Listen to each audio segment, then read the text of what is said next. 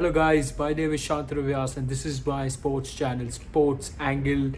Welcome back. It's so good to have you back and really grateful for the support you've been showing me in the past few videos. I'm really sorry on one thing though, is the ring light is still reflecting on my specs. I am looking for the anti-glare spectacles, but because of the lockdown restrictions, there is a shortage in supply for the same. So please bear with me, but I'm trying to fix the problem as soon as I can. But yes, cutting to what we're going to be covering today, I'm going to be covering the World Test Championship. The World Test Championship is the championship of the longest format in the game of cricket. Yes, it's been slightly late, but I have arrived on the cricket scene in terms of the videos. And yes, from here on, I will be talking about the World Test Championship.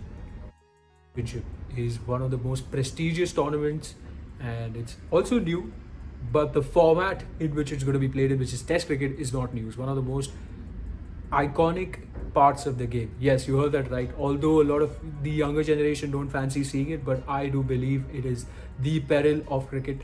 It tests a player's ability, their thinking skills, their temperament, and it's an all-round scorecard as to how a team is going to perform. Because you cannot do it like a T20 game where it's a matter of 3 hours, or like a 50-over game where it's a matter of a day. You have to play high intensity, good quality cricket throughout 5 days.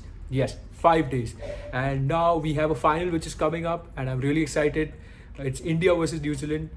But I do believe that the World Test Championship somewhere has been unfair in terms of its final. But given that this is the first tournament, it was supposed to be taking place in 2013.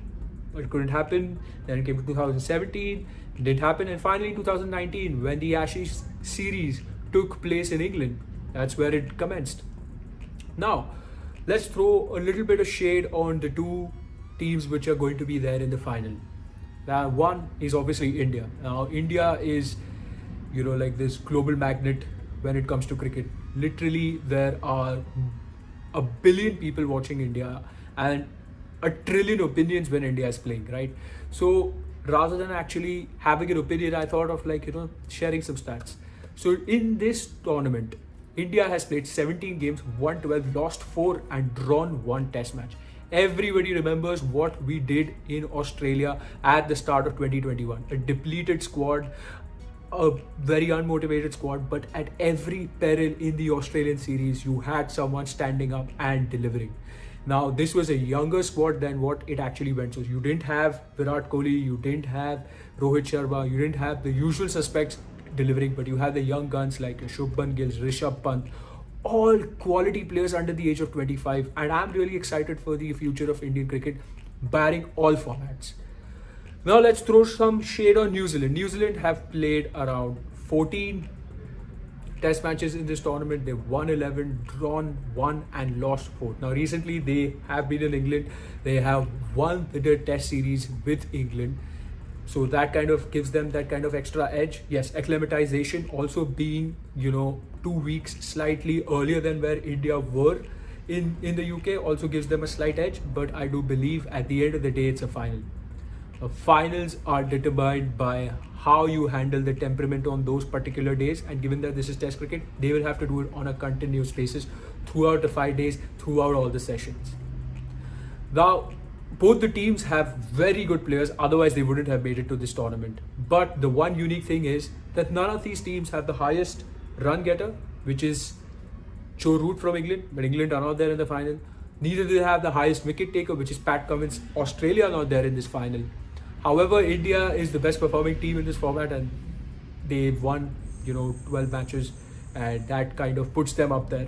But I do believe that this is one of the top Indian test sides that we have seen, and credit to Virat Kohli and Ravi Shastri for putting together such a good team with the perfect blend of youth and experience.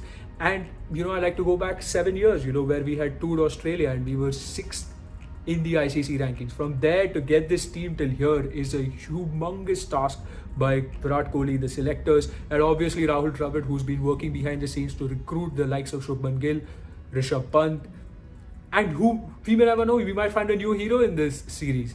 So I think India has more of that grit and that fearlessness going into this particular final. Let's talk about New Zealand and their key players. They have, in the form of Kane Williamson, one of the most calm and cool captains you will see. Very pragmatic and very, very aware of the resources he possesses. Now, situations for New Zealand back at home are slightly similar to what they are in England. Pitches are at a slope, it's a good swinging condition, so they will have that kind of edge as well over India. They have good quality bowlers in Trent Bolt. So they've, and Jameson, who's just come onto the scene in the past 18 months or so, so that gives them kind of an edge out there. And Jameson has been troubling the Indian batsmen when India toured New Zealand into 2020. So that is going to be a bit of a task to see as to how India tackle this bowling attack. And in these kind of conditions where India has played 2 test matches lesser than New Zealand, I also feel that India can win it if they do the same thing what they did in Australia in that last test match. But my mind says that it's going to be a draw, because at the end of the day, both of the teams have too much to lose. Because this is not like, as I said, this is not a T20 tournament where you play well for 3 weeks and you end up winning the cup. Or this is not like the ODI tournament where you play well for a month and you win the World Cup. This is your hard work of 2 years coming down to one match, which is why I feel that this format is not doing justice to their hard work. It should be a 3-match test series at least, so that the teams can exhibit their skills. It will be an entertainment for the crowd as well. So that's what I feel is the main important aspect. Now, obviously, India has certain players like who can come out and stand out for them ecstatically, and those are none than Virat Kohli, Cheteshwar Pujara, Ajinkya Rahane, Rohit Sharma, who's found a new feat as an opener in this format in the last 24 months or so. Now, I do feel that everyone is, scrutinizing Kohli's performance as to not being at the top of it. He's not scored his 71st Test century. I mean, come on, the dude has scored 70 Test centuries, and people are expecting, oh, why hasn't the 71st come in? I mean, you have to be a player of that quality for people to expect that, from you. So I do feel that, when it comes to finals and when it comes to when the team needs the performances the most, that's where Kohli steps up. And this is why he's been regarded as a great player, not over the past 2-3 years, but over the past decade or so. I mean, we have seen that he's come out and stepped up for us in all formats of the game, in all difficult situations there can be. So I think, if we just allow the player to be, forget about the 71st, he's going to, go on to score even more 70 centuries for us and win such matches for us. Because he's literally changed the face of the game. And I think Rohit Sharma is going to be very pivotal, because he's got that Sehwag mentality in him where he's going to take the shine of the ball, of the red ball, by literally smacking it to all parts of the ground rather than, allowing the ball to bounce and then the shine goes off. So, and he's played with Trent Bolt in the IPL. Now, there have been some reports saying that, Trent Bolt had this banter session with him where he hit his pad every time in the Mumbai Indians net sessions and said that that's what's going to be happening in the World Test Championship. But we know Rohit, he's a smart player. He will know when adversities are thrown at him, how is he going to tackle that? Now, this is what I feel that is, one side of looking at it. I also feel that Rohit Sharma will be very, very agilent, and he'll be very, very agile with these bowlers. I do feel that Ajinkya Rahane is not alien to these conditions. Cheteshwar Pujara has already played some county.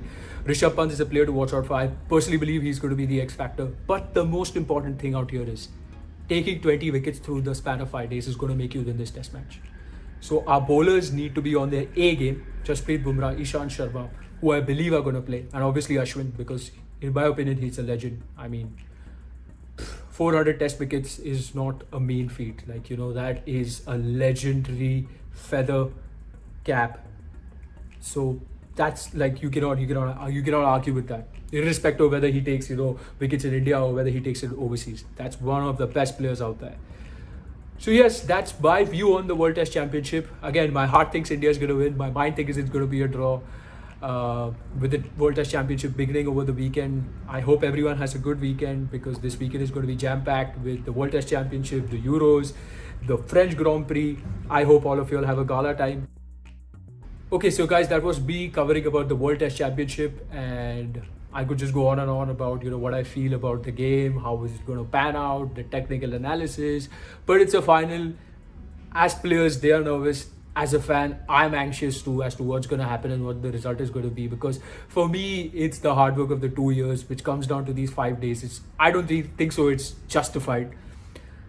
But on the contrary, I would like to throw shade upon something, which is what happened with Christian Eriksen on Saturday between the match of Denmark and Finland in the Euros. There was a group stage game, and really unfortunate what happened with Christian Eriksen, and I'm glad that he's awake, he's healthy, and he's with his family. Just know that that this is what life can come down to sometimes, and be with your family, have a nice time, don't take any stress, and stay safe. And I hope to see you in the next video. I don't know what topic I will be covering, but I do hope to see you in the next video. Bye.